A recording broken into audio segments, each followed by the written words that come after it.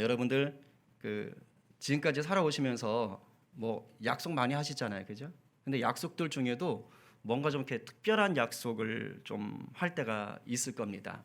뭐 친구들하고 큰 마음 먹고 해외로 배낭여행을 가기로 뭐 약속을 한다든가, 우리 한수령 형제 한번 이렇게 했다가 이렇게 나중에 펑크가 나가지고 굉장히 아쉬워했던 경험들이 있는데, 어떤 그런 배낭여행 약속을 한다든가, 아니면 뭐 사랑하는 연인과 영화를 보기로 하거나, 아니면 뭐 놀러 가기로 약속을 한다든가, 또 가족과 함께 여행을 하기로 약속을 한다든가, 아니면 자기가 좀 존경하는 분을 이제 찾아가 뵙고 인사드리기로 약속을 한다든가, 뭐 여러 가지가 있을 거예요.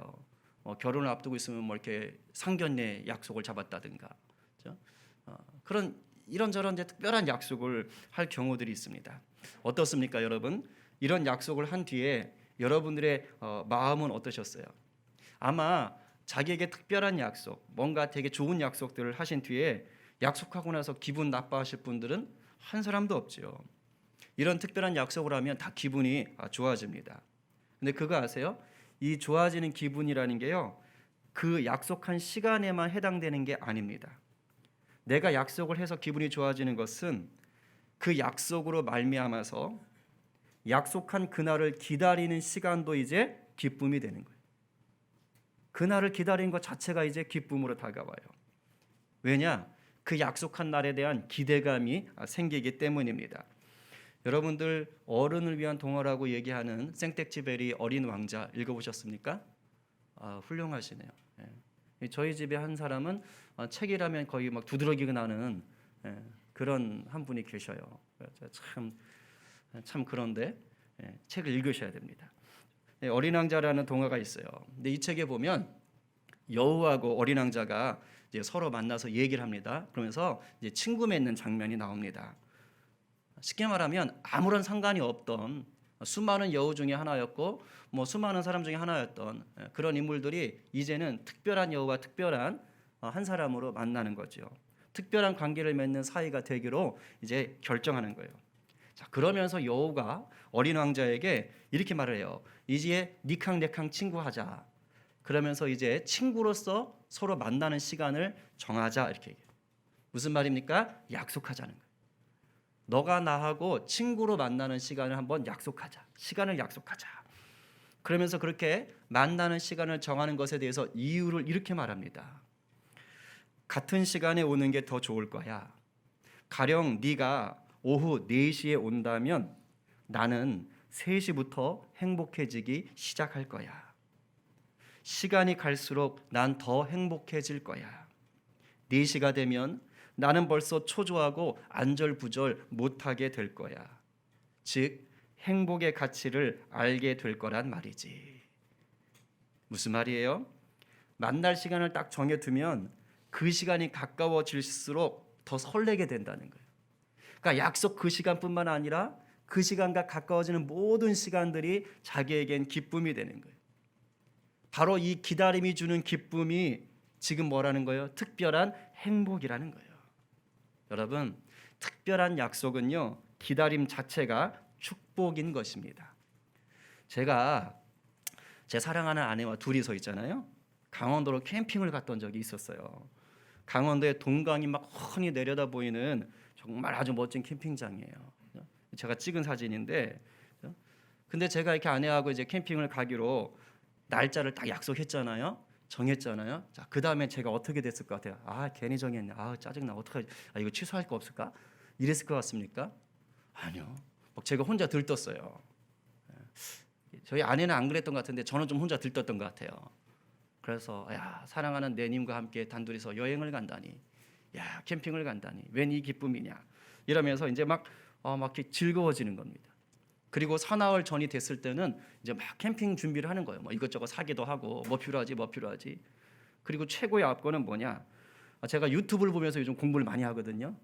그래서 아내에게 어떻게 하면 숯불 바베큐 구이를 맛있게 해줄까? 이걸 또 유튜브를 잔뜩 찾아가지고 그럴 만한 하나씩 열심히 또 공부까지 했잖아요. 이렇게 해야지 맛있게 하는 거구나.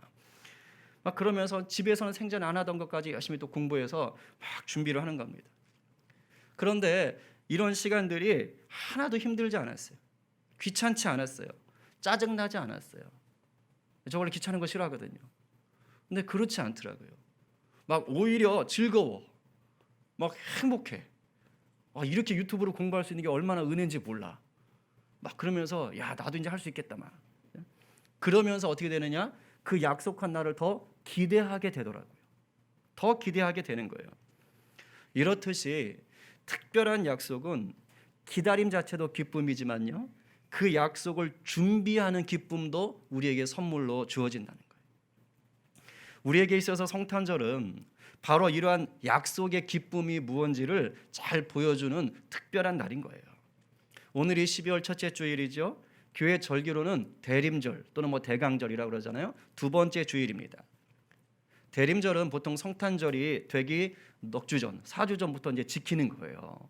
그런데 대림절을 둔 이유가 뭐냐? 성탄절을 아무런 준비도 없이 맞이하지 말라는 거예요. 쉽게 말하면 준비하면서 맞이하는 거예요. 성탄절을 기다리라는 거예요. 준비하라는 거예요. 기쁨을 누리라는 것입니다. 성탄절이 무엇입니까? 예수 그리스도의 나심을 기뻐하는 날이죠.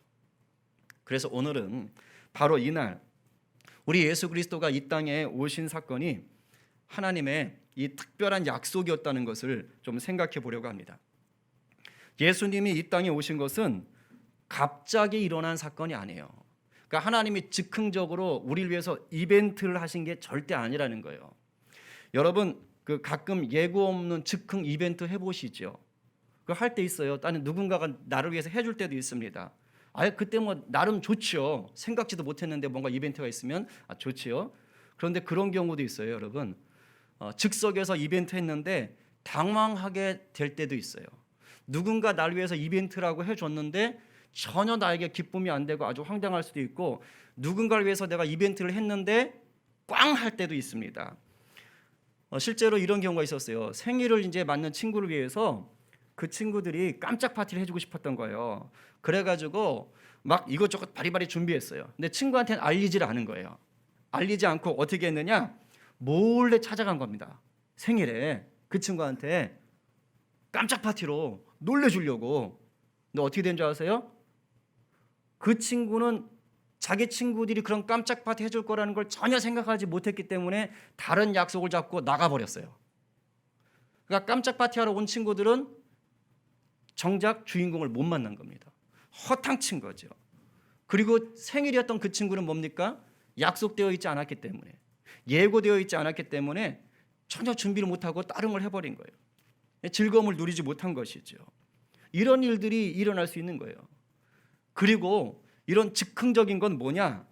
약속된 특별한 그 날을 기다리는 그 기쁨, 이건 죽었다 깨어나도 누릴 수가 없어요. 왜냐하면 약속하지 않았으니까. 하나님은 우리에게 성탄절을 즉흥적으로 주신 게 아니에요. 예고 없는 이벤트를 주셔서 우리가 당황하기를 원하지 않으셨어요. 우리를 구원하기 위해 오신 하나님의 그 아들을 우리가 기대감을 품고 기다리기를 원하셨습니다. 그래서 하나님이 어떻게 하셨냐? 계속해서 약속을 하셨어요. 성경 속에서 계속 내가 보낼게, 아들 보낼게, 구원자 보낼게, 약속을 하시는 거예요. 그 약속이 어디부터 등장하는 줄 아세요? 성경, 구약 성경 어디부터? 맞추는 사람? 모르겠어요. 총순장님 어디부터 등장할까요? 이럴 때는 대충 던지면 되는데 창세기부터 등장합니다. 성경의 가장 첫 장부터 등장하는, 처음부터 창세기부터 하나님이 이 땅에 자기 아들을 보내실 거라는 약속을 선명하게 하진 않지만 그러나 분명하게 암시를 하십니다. 언제냐? 하나님이 사람들에게 뭘 따먹지 말라 그랬죠? 첫사람들에게 선악과를 따먹지 말라 그랬지요. 근데 이걸 꿰어가지고 따먹게 만든 존재가 있었어요. 뭡니까? 뱀이지요. 그래서 뱀의 꿰매 넘어가서 선악과를 따먹었을 때 하나님이 뱀에게 하시는 말씀 속에 이런 게 있습니다. 그때 예수 그리스도가 오실 것을 이미 약속하시는 거예요. 함께 읽어보겠습니다. 시작. 내가 너로 여자와 원수가 되게 하고 내 후손도 여자의 후손과 원수가 되게 하리니 여자의 후손은 내 머리를 상하게 할 것이요 너는 그의 발꿈치를 상하게 할 것이니라. 여기서 여자의 후손이 바로 누구냐? 예수 그리스도를 말씀하시는 거예요. 이 뒤로도 여러 선지자들을 통해서 하나님의 아들이 오실 거라는 것을 약속해 주셨어요. 우리가 잘 알 법한 구절 한 두세 구절만 보도록 하겠습니다. 먼저 미가 선지자를 통해서 약속하셨어요. 읽어보죠. 시작. 베들레헴 에브라다야 너는 유다 족속 중에 작을지라도 이스라엘을 다스릴 자가 내게서 내게로 나올 것이라. 그는 근본 상고에 영원히 있느니라. 그러니까 창세전부터 영원전부터 계셨던 그분이 베들레헴에 태어나실 것을 하나님 약속하시는 거예요. 또 하나 볼까요? 이사야 선지자를 통해서도 이렇게 약속하셨습니다. 자, 시작. 그러므로 주께서 친히 징조를 너희에게 주실 것이라. 보라, 처녀가 잉태하여 아들을 낳을 것이요 그의 이름을 임마누엘이라 하리라. 아멘. 그러니까 하나님이 이미 다 약속을 하시는 거예요. 처녀의 몸에서 아들이 태어날 것이다라고 얘기하시는 겁니다. 그리고 오늘 우리가 읽었던 이 본문의 약속 속에서는 특별히 뭐가 드러나느냐? 하나님의 아들이 이런 분이다. 하나님의 아들이 어떤 역할을 할 것이냐? 이것에 대해서 좀 더 자세하게 얘기를 하고 있습니다. 우리가 아까 개역개정을 읽었는데 좀 이해를 쉽게 하기 위해서 새번역 버전으로 다시 한번 읽어보도록 하겠습니다. 다 함께 시작. 한 아기가 우리를 위해 태어났다. 우리가 한 아들을 모셨다. 그는 우리의 통치자가 될 것이다. 그의 이름은 놀라우신 조언자, 전능하신 하나님, 영존하시는 아버지, 평화의 왕이라고 불릴 것이다. 그의 왕권은 점점 더 커지고 나라의 평화도 끝없이 이어질 것이다. 그가 다윗의 보좌와 왕국 위에 앉아서 이제부터 영원히 공평과 정의로 그 나라를 굳게 세울 것이다. 만군의 주님의 열심히 이것을 반드시 이루실 것이다. 아멘. 아멘입니다. 이것을 잠깐 간단하게 좀 더 풀어보겠습니다. 하나님이 우리를 위해서 약속하신 그 아들은 누구냐? 우리의 통치자가 되신다고 하는 거예요. 어떤 통치자냐? 뭐 무력으로 억압하는 그런 통치자냐? 그렇지 않아요. 기묘자 모사라 이렇게 돼 있지요. 개역개정에는. 그런데 세번역은 뭐라고 했습니까? 놀라운 조언자, 원더풀 카운셀러라고 하는 거예요. 무슨 말입니까? 우리의 통치자긴 통치자인데 어떤 분이냐? 우리를 너무도 잘 아시는 상담자라는 거예요. 나보다 나를 더 잘 아시는 분으로 우리 가운데 오신다는 것입니다. 그리고 전능하시대요. 불가능이 없다는 것이에요. 어떤 걸 말할까요? 우리의 죄, 모든 사람의 죄를 대속할 수 있는 능력이 있다는 것이. 사람은 죽으면 끝인데 우리 주님은 죽음에서 다시 부활하실 수 있는 능력이 있는 분이라는 것이에요. 그리고 애매한 게 뭐냐? 영존하시는 아버지라는 거예요. 그런데 지금 아들이 태어날 거라고 하면서 아들 보고 뭐라 그래요? 영존하시는 아버지래요. 말이 안 되죠. 아니 어떻게 아들 보고 아버지라고 할 수 있어요? 영 이상하지요. 이건 삼위일체적인 고백입니다. 삼위일체적 고백. 예수님이 뭐라고 하셨어요? 나와 아버지는 하나니라 이렇게 말씀하셨잖아요. 바로 예수 그리스도가 성부 되시는 여호와 하나님과 하나 되심을 이미 얘기하고 있는 거예요. 동시에 성자 예수 그리스도가 바로 하나님께서 행하시고자 하는 그 완전한 공의와 완전한 사랑을 드러내 주실 분이다. 이걸 지금 얘기하고 있는 것입니다. 그리고 그 다음에 평화의 왕이라고 그러잖아요. 이 평화는 단순히 전쟁이 없는 상태를 얘기하는 게 아닙니다. 그 이상이에요. 제가 몇 주 전에 말씀드렸지요. 샬롬입니다. 바로 하늘로부터 부어지는 샬롬이에요. 하나님이 우리에게 주시고 싶어하는 좋은 것들 모든 것, 아름다운 것들 모든 것을 바로 말하는 겁니다. 단순히 마음의 평강을 넘어서는 거예요. 우리 예수 그리스도께서 바로 이러한 평화를 주시는 왕이 되신다는 것입니다. 그리고 이 평화의 가장 최고, 이 평화의 가장 핵심은 바로 뭐냐? 우리가 하나님과 화목하게 되는 거예요. 친밀함을 누리는 거예요. 이것이 하나님이 아들 예수님을 통해서 우리에게 주시려는 최고의 선물인 것입니다. 그래서 그거 아세요? 모든 인류의 역사는 하나님과 화목함으로 시작해서 다시 하나님과 화목을 향해서 화목하기를 위해서 달려가고 있는 게 인류의 역사입니다. 생각해 볼까요? 태초에 하나님이 세상을 창조하셨을 때 피조물과 하나님은 화목했나요? 깨져 있었나요? 태초에는 화목했었죠. 온 천하 만물이 하나님과 무엇을 누렸어요? 샬롬을 누렸더랬습니다. 그런데 어떤 사건 때문에 선악과를 따먹는 바람에 죄를 지으면서 뭐가 깨지는 겁니까? 하나님과의 누렸던 샬롬이 깨지는 거예요. 이 샬롬이 깨졌어요. 그 뒤로 하나님이 계속해서 많은 선지자를 통해서 이 샬롬이 회복될 수 있는 기회를 주셨지만 사람들은 계속 거부했어요. 너 싫어요. 그래서 하나님이 참다 안 되니까 안 되겠다. 이제 내가 직접 가서 이 샬롬을 회복해야겠다라고 해서 보내주신 분이 바로 누굽니까? 예수 그리스도 자기 아들이신 거예요.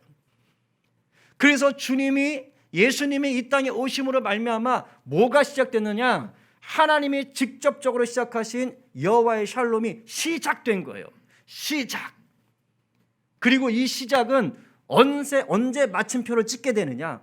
제가 설교를 시작하면 시작해서 끝날 때가 있는 거 아니에요. 그 시간이 있듯이 예수님의 오심은 하나님의 직접적인 샬롬의 시작인 거예요. 그리고 그것이 끝나는 지점이 언제냐? 예수님이 다시 오시는 그날이 바로 마무리가 되는 거예요. 그러니 그날이 되기 전까지 하나님의 아들인 예수 그리스도를 구주로 믿는 자는 무엇을 누리게 되는 것입니까? 바로 이 샬롬을 누리게 되는 거죠. 그렇기 때문에 예수 그리스도가 다시 오시는 그날까지 오늘 본문 말씀처럼 주님의 나라는 점점 더 어떻게 돼가는 거예요? 쪼그라드는 것이 아니라 점점 더 확장되고 평화가 계속해서 더 깊어지는 것이죠. 그러면 그 가운데 뭐가 일어나는 거예요? 예수님을 믿어서 이제 저는 작은 예수로 살겠습니다. 예수 닮은 인생으로 살겠습니다라고 고백하는 저와 여러분 같은 자들을 통해서 뭐가 드러나요? 이 땅에 하나님의 공평과 하나님의 정의가 점점 늘어가는 거예요. 믿는 자들을 통해서 지금 저 말씀이 그것을 얘기하고 있는 것입니다. 그리고 이 모든 것들이 가능한 것은 저와 여러분이 갖고 있는 인격 때문이 아니라는 거예요.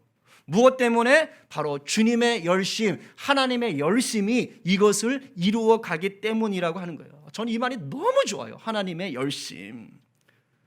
고로 우리 예수님은 인류 역사 속에 드러나 있는 가장 강렬하고도 가장 강력한 하나님의 열심인 것입니다. 우리 주님이 곧 하나님의 열심인 거예요. 우리를 죄에서 구원하시고 우리를 통해 이루시려는 그 하나님의 나라가 어떤 것인지를 분명하게 보여준 사건이 뭡니까? 바로 예수 그리스도를 이 땅에 보내신 거예요. 우리가 예수님을 통해서 이게 하나님이구나, 이게 하나님의 나라구나 라는 것을 분명히 알 수 있게 된 것이죠. 하나님의 열심의 최고 절정판이 예수님인 거예요. 그렇기 때문에 이 성탄절은 그저 위대한 한 사람이 태어났나 보다 그런 식으로 기뻐하고 기념하는 날이 아니라니까요. 무슨 다른 위대한 성인들, 다른 종교의 창시자들 그런 탄신일이 아니라고요. 그런 정도가 아니라는 거예요. 성탄절은 하나님께서 죄로 인해 멀어졌던 우리와 샬롬, 화목하시기 위해서 자기 자신을 스스로 낮추신 거예요. 아까 찬양했잖아요. 빌립보서 2장 이 땅에 오신 그 찬양이 바로 뭡니까? 자기를 비워 종의 모습으로 낮아진 우리 주님, 우리 하나님을 얘기하는 거라고요. 신이 인간의 몸을 입고 이 땅에 오신 날이 성탄절인 거예요. 이 놀라운 사건을 구약 속에서 계속해서 약속하시고 마침내 약속을 지키신 날이 성탄절인 거예요. 약속 지켰잖아요. 우리 아까 읽었지요? 주요 구절들. 미가 선지자를 통해서 하신 약속대로 예수님은 어디에서 태어나셨습니까? 베들레헴에서 태어나셨잖아요. 헤롯 왕 때에 예수께서 유대 베들레헴에 나심에 약속하신 것이 이루어졌잖아요. 그리고 이사야 선지자를 통해서 약속하신 대로 마리아가 처녀의 몸으로 있을 때 예수님이 태어나셨어요. 이 귀한 말씀 한번 같이 받아보지요. 자, 시작. 예수 그리스도의 나심은 이러하니라. 그의 어머니 마리아가 요셉과 약혼하고 동거하기 전에 성령으로 잉태된 것이 나타났더니. 약혼했지만 동거하기 전에 무슨 말이에요? 남자 여자 관계하기 전이란 뜻이에요. 동정녀 처녀의 몸으로 예수 그리스도가 태어나셨어요. 하나님의 아들로 오셨다는 것을 얘기하는 것입니다. 할렐루야죠. 이렇듯이 하나님의 약속은요, 한치의 실수도 없고 거짓도 없이 성취가 되는 것이에요. 그걸 지금 보여주는 거예요. 그리고 그 하나님께서 그렇게 약속을 지키면 확실하게 지키시는 그 하나님께서 여전히 우리와도 약속하고 계신 겁니다. 어떤 약속이에요? 아까 잠깐 말씀드렸죠? 이제 주님이 다시 오신다는 그 약속입니다. 사도행전 1장 10절 11절 말씀 같이 받겠습니다. 시작. 올라가실 때에 제자들이 자세히 하늘을 쳐다보고 있는데 흰옷 입은 두 사람이 그들 곁에 서서 이르되 갈릴리 사람들아 어찌하여 서서 하늘을 쳐다보느냐? 너희 가운데서 하늘로 올려주신 이 예수는 하늘로 가심을 본 그대로 오시리라 하였느니라. 아멘. 부활하신 주님께서 하늘로 올라가실 때 그때 제자들이 다 쳐다보고 있었단 말이에요. 오, 올라가시네. 그때 옆에 있던 천사들이 그 제자들을 보고 얘기하는 거예요. 그 어찌 멀뚱멀뚱 쳐다만 보고 있느냐? 너희가 본 대로 다시 오실 것이다.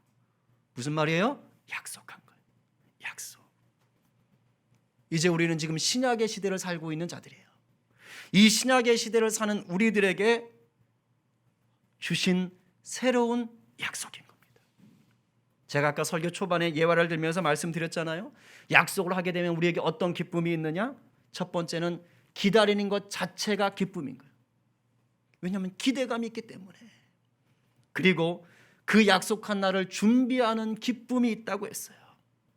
여러분, 성탄절을 맞는 우리는 2000년 전에 이 땅에 오신 예수님이 있었구나 라고 기뻐하는 것으로 끝나시면 안 되는 거예요. 왜? 그 성탄을 통하여 또 다른 새로운 약속이 우리에게 주어졌음을 알게 됐으니까. 하나님의 열심으로 성취하신 첫 번째 약속이 성탄이었다면 이제 두 번째 약속, 바로 재림의 예수 그리스도, 그 약속을 성취하시기 위해서 달려가고 있다는 거예요. 즉 다시 오시겠다는 주님의 약속이 이제 하루 가까워지고 있다는 것입니다. 성탄의 약속을 기다렸던 구약의 사람들은 성탄을 기대감과 준비함으로 기뻐하며 기다렸지요. 그렇다면 이제 재림의 약속을 받은 우리는 어떠해야 됩니까? 당연히 기다림의 기쁨, 기대감 또한 준비함이 있어야 된다는 거예요. 그러면 우리가 어떠한 자세로 기다리며 준비해야 되느냐? 우리 재림의 주님을 기다려야 되겠느냐? 이 약속을 기다려야 되겠느냐? 베드로 사도는 이렇게 말합니다.